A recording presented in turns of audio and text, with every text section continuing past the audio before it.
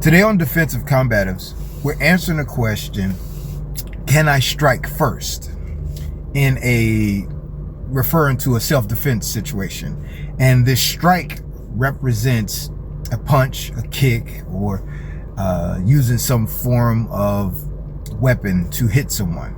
Now, with the self-defense reality as our premise, we have to look at the fact of if there is an imminent threat, if a person is actually threatened to attack and they are aggressively pursuing or coming after us, then in those cases, depending on the laws in your state, because some are more strict on those type of scenarios than others, but in those kind of situations, you are not the initial aggressor. You are defending yourself if you are striking first.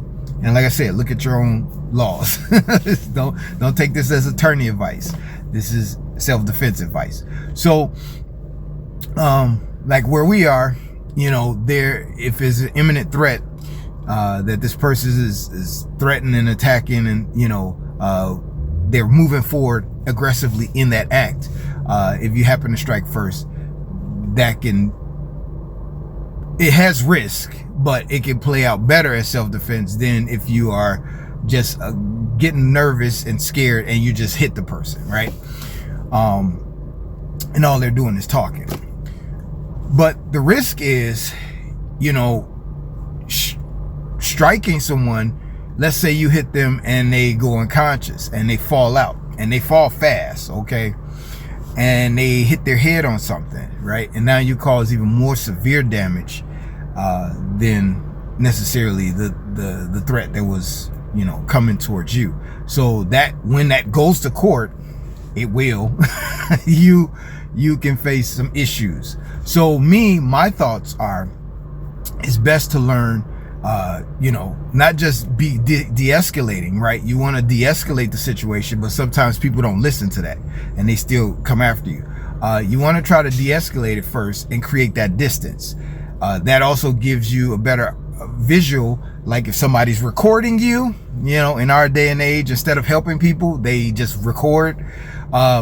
You see that person actually aggressively coming after you, right?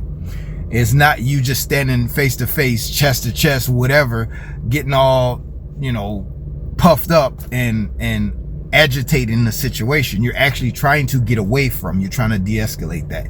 That looks better for you on a self-defense side. But the reality is, it's best to learn evasion and being able to get a different angle on a person. It's better to learn how to clinch a person, like control them from striking you, and get to a protected position where you can disengage from them and move away.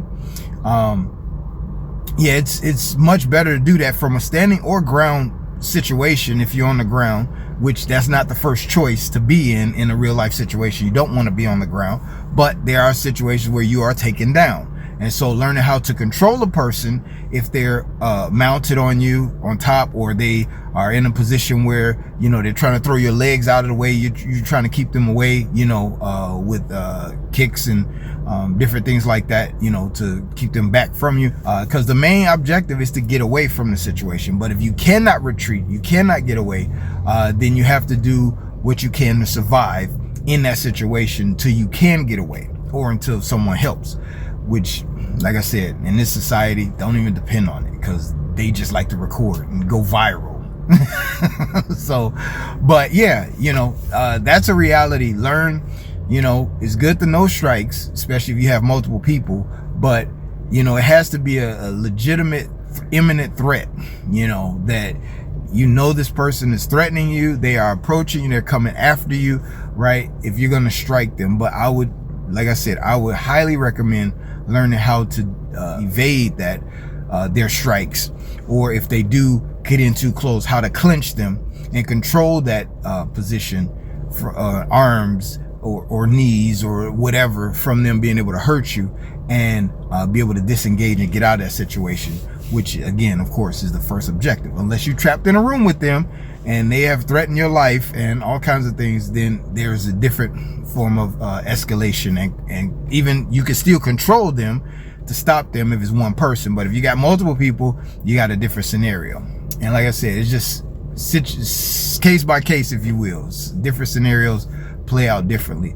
But just as a normal answer to a normal situation where a person is just getting aggressive and they're trying to approach you and they're trying to hurt you, if you can strike first, in some states and countries it is green light to do so, but it is, for me, it's better, and from experience, it's better to learn how to control that person and keep them at bay, keep them away from you, and control them from hurting you or themselves. All right, if you got any questions, feel free to let me know, but just wanted to share and give an answer to if it's okay to strike first in a self-defense situation.